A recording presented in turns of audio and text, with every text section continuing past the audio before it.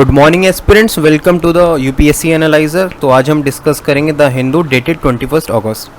So on the very first page the news which has come is about flash floods. Flash floods आपका GS1 और GS3 दोनों के लिए important है कि आप GS1 में क्वेश्चन पूछा जा सकता है in the context of Indian geography, and 3 में डिजास्टर मैनेजमेंट के कॉन्टेक्स्ट में पूछा जा सकता है। तो flash flood is a rapid flooding that may be caused by heavy rainfall associated with a severe thunderstorm.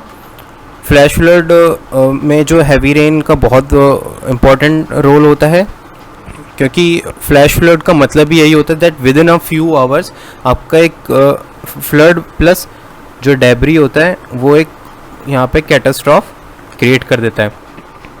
तो इसलिए हम इसको डिज़ास्टर मैनेजमेंट वाले चैप्टर में भी पढ़ते हैं। और इसके एसोसिएटेड रीजंस बहुत सारे हो सकते हैं, जैसे कि ग्रेडियंट, मतलब आपकी टेरेन कैसी है, हिली एरिया में ज़्यादा होता है, सॉइल बेड कॉम्पैक्शन कैसा है, ठीक है, deforestation, excessive farming, grazing etcetera. ये तो मैंने आपको बहुत ही शॉर्ट में बता दिया। अगर आपको कॉम्प्रिहेंसिवली जानना है इस पूरे टॉपिक को तो आप यहाँ पे प्रियंका मैम का current affairs mentorship programme join कर सकते हैं, जिसका लिंक और डिस्क्रिप्शन बॉक्स में आपको प्रोवाइड करा दिया जाएगा। उसमें मैम आपका स्टैटिक और करंट दोनों पार्ट बहुत ही कॉम्प्रिहेंसिवली कवर करेंगी, जिसके बाद आपको ये पढ़ने की ज़रूरत नहीं पड़ेगी। Moving on to the next news, यहाँ पे CBI के बारे में हमने कल भी पढ़ा था कि CBI एक नॉन स्टैट्यूटरी बॉडी है which was setup in 1963 on the recommendation of Shantaram committee. And ये पहले मिनिस्ट्री ऑफ होम अफेयर्स में सेटअप हुई थी, बाद में इसको DOPT में ट्रांसफ़र कर दिया गया था मिनिस्ट्री ऑफ पर्सनल के अंडर में। And it drives it's power from Delhi special police establishment act of 1946। और हमने ये भी पढ़ा था जी कि CBI के जो डायरेक्टर होते हैं उनका appointment Lokpal and Lokayukta act के अंडर में होता है, जिसमें 3 मेंबर जो कमेटी होती है वो उनको अपॉइंट करती है, जिसके हेड PM होते हैं, बाकी 2 member CJI and leader of opposition होते हैं। और जो उनका 2 ईयर का टेन्योर होता है वो डिराइव होता है CVC एक्ट ऑफ 2003 से। Moving on to the next news, ये फसाई के स्टार रेटिंग के बारे में कि एक स्टडी कंडक्ट कराई थी फसाई ने कि जो स्टार रेटिंग थी फूड के लिए, स्टार रेटिंग किस लिए थी कि आपके फूड जो आप पैक फूड खा रहे हैं उसका कंजम्पशन आपके लिए कितना नेगेटिव इम्पैक्ट करेगा। तो उसको वहाँ से हाफ स्टार से लेकर 5 स्टार की रेटिंग उसको फसाई ने डायरेक्ट किया था कंपनीज़ को कि आपको प्रोवाइड करानी है। बट ये स्टडी में पता लगा है कि ये इफेक्टिव नहीं है as compared to the warning science. Okay, तो अब हम यहाँ पे फसाई के बारे में देख लेते हैं। फसाई कैसी बॉडी है? ऑटोनॉमस स्टैट्यूटरी बॉडी है which was establish under the food safety and standards act of 2006, जिसको हम FSS एक्ट भी बोलते हैं। And it comes under the ambit of ministry of health and family welfare. इसके फंक्शंस क्या होते हैं? पहला फंक्शन तो यही होता है कि ये it lay downs the standards and guidelines of food safety, licence grant करता है for food businesses, and it collects the data regarding the contaminants and food products, identification of emerging risk and introduction of rapid alert system। यहाँ पे ये data collect करता है कि कौन से फूड में कितना कंटेमिनेशन हो रहा है, किस चीज़ से कितना सैचुरेटेड फैट यूज़ कर रहा है, और उनको अलर्ट करती है, और उनके इवन लाइसेंसेस भी कैंसिल कर दिए जाते हैं बाय द फसाई। Moving further on the page number 3, a news has appeared in which the village headman ने एक दलित यूथ की स्लीपर से, मतलब चप्पल से उनको मारा है, विच इज़ वेरी शॉकिंग। और 21st सेंचुरी में ऐसी चीज़ें होनी ये बहुत ही शॉकिंग होती हैं, it is not good. India के डेवलपमेंट को ये बहुत हिंडर करती हैं। तो हम यहाँ पे schedule caste and schedule tribes prevention of atrocities amendment act देख लेते हैं। ठीक है, ये अमेंडमेंट 2018 में किया गया था, पर ये जो एक्ट है ओरिजिनली वो 1989 में आया था। बट इसमें काफ़ी लैक्यूनास थे, काफ़ी ड्रॉबैक्स थे, जैसे कि इसमें एट्रोसिटीज़ डिफाइन नहीं था 1989 के एक्ट में। इवन व्हाट ऑफेंसेस कॉग्निजेबल हैं वो भी नहीं था। ठीक है, तो 2018 के अमेंडमेंट ने सेक्शन 18A ऐड किया है to the original act. 18A क्या है? 18A में 2 चीज़ें हैं कि पुलिस ऑफिसर को यहाँ पे अरेस्ट करने के लिए कोई भी प्री रिक्विजिट या फिर प्रिलिमिनरी इंक्वायरी की ज़रूरत नहीं है। And the second thing is कि सेक्शन 438 जो CRPC का है वो एप्लीकेबल नहीं होता है। सेक्शन 438 किससे रिलेटेड है? एंटीसिपेटरी बेल या फिर जिसको हम बोलते हैं प्री अरेस्ट बेल, उससे रिलेटेड है। Okay, and it identifies what acts constitute atrocities and all offenses listed in the act are cognizable। And ये अमेंडमेंट में स्टेट्स को ये भी डायरेक्ट किया गया है कि उनको एक सेशन जो कोर्ट है, existing session court in each district, उनको वहाँ पे कन्वर्ट करना पड़ेगा स्पेशल कोर्ट में टू ट्राई द केसेस, इन केसेस के ट्रायल के लिए। और इसमें अपॉइंटमेंट होगा पब्लिक प्रोसिक्यूटर्स का, ठीक है। एंड इवन इसमें ये भी प्रोविज़न है कि पनिशमेंट होगी फॉर द पब्लिक सर्वेंट्स को यहाँ पे पनिशमेंट किया जाएगा इन द केस कि अगर वो नेग्लेक्ट करते हैं इंक्वायरी को फॉर विलफुली, ठीक है, और वो अपनी ड्यूटीज़ को सही से नहीं फुलफ़िल करते हैं या सही से नहीं निभाते हैं regarding to SC/STs। Okay, moving further, same page पे न्यूज़ अपीयर हुई है कि मद्रास हाई कोर्ट ने बोला है कि जो फेडरलिज्म का कॉन्सेप्ट है वो जुडिशरी पे भी अप्लाई होता है। Federalism is a part of basic structure of the constitution. और बेसिक स्ट्रक्चर की बात कौन से केस में की थी? सुप्रीम कोर्ट ने केशवानंद भारती केस में, आपको पता होगा, ठीक है। अब हम यहाँ पे देख लेते हैं कि जो आपको यहाँ पे GS2 पॉलिटी लक्ष्मीकांत में आपको ये सब पढ़ लेना है कि हमारे फीचर्स क्या हैं, फीचर्स ऑफ द कॉन्स्टिट्यूशन। उसमें आपको बता रखा है कि फेडरल फीचर्स क्या क्या होते हैं। तो हम भी एक बार देख लेते हैं कि दो गवर्नमेंट होती है सेंट्रल स्टेट में, डिवीजन ऑफ पावर्स होता है, सेंट्रल लिस्ट, स्टेट लिस्ट और कॉन्करेंट लिस्ट में, रिटन कॉन्स्टिट्यूशन है, सुप्रीमेसी ऑफ द कॉन्स्टिट्यूशन है, वरना सेंटर अपनी मनमानी चलाएगी, रिजिडिटी ऑफ द कॉन्स्टिट्यूशन है, इतनी जल्दी से अमेंडमेंट नहीं होते हैं, ठीक है, और डिफरेंट टाइप्स ऑफ मेजॉरिटी चाहिए होती है अमेंडमेंट के लिए, इंडिपेंडेंट जुडिशरी है, बाई कैमरलिज्म है।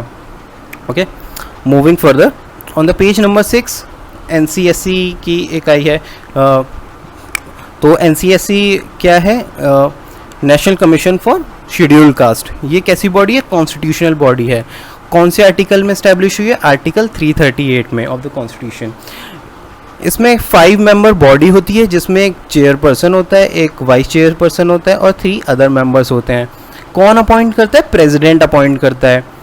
जो सर्विसेज और टेन्योर होता है ऑफिस का वो भी कौन डिटरमाइन करता है? प्रेसिडेंट। तो कोई फिक्स टेन्योर यहाँ पे नहीं है। कौन टेन्योर डिसाइड करेगा? आपका प्रेसिडेंट डिसाइड करेगा।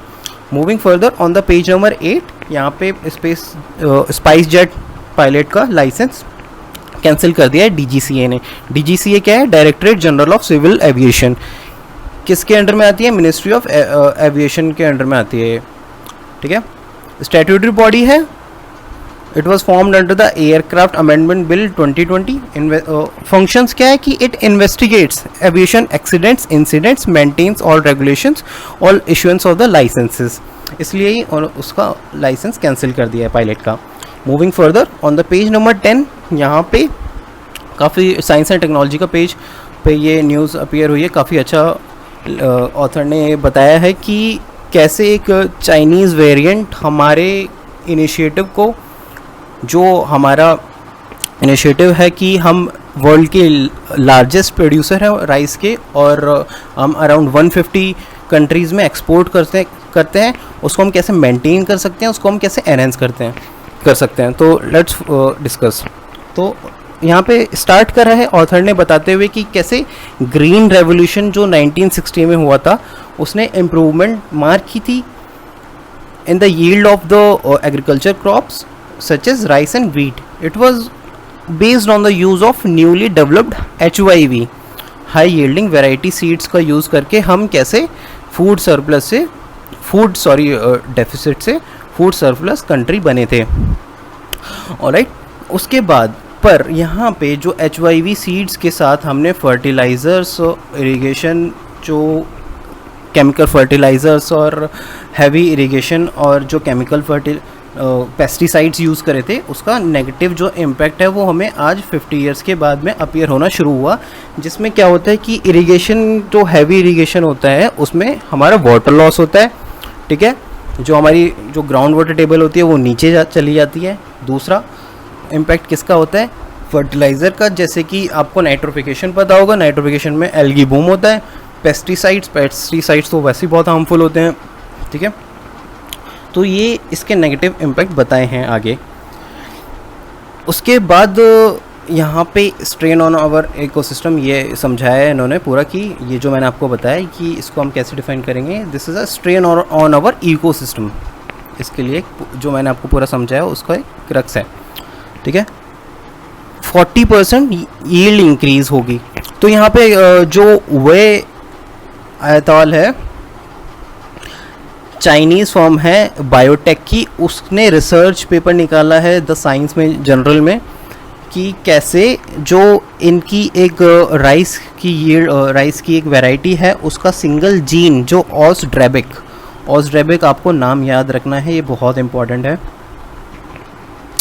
ये सेम जीन जो है इसका दोबारा ऐड कर दें अगर हम जो पेरेंट वैरायटी है, ठीक है, पेरेंट वैरायटी में, तो उसकी यील्ड 40% तक इंक्रीज़ हो जाएगी। ओके, और इसका यील्ड कैसे इंक्रीज़ होगी वो देखते हैं।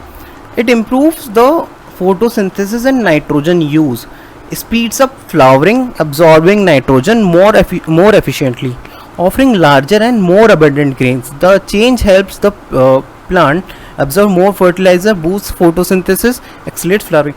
तो यहाँ पे जो फर्टिलाइज़र है उसका यूज़ काफ़ी कम हो जाएगा, क्योंकि अगर वो एब्जॉर्बिंग पावर बढ़ जाएगी उसकी, तो इवन वाटर भी कम चाहिए होगा। अगर फ्लावरिंग कैपेसिटी ज़्यादा है तो हमें पेस्टिसाइड्स का भी यूज़ कम करना पड़ेगा।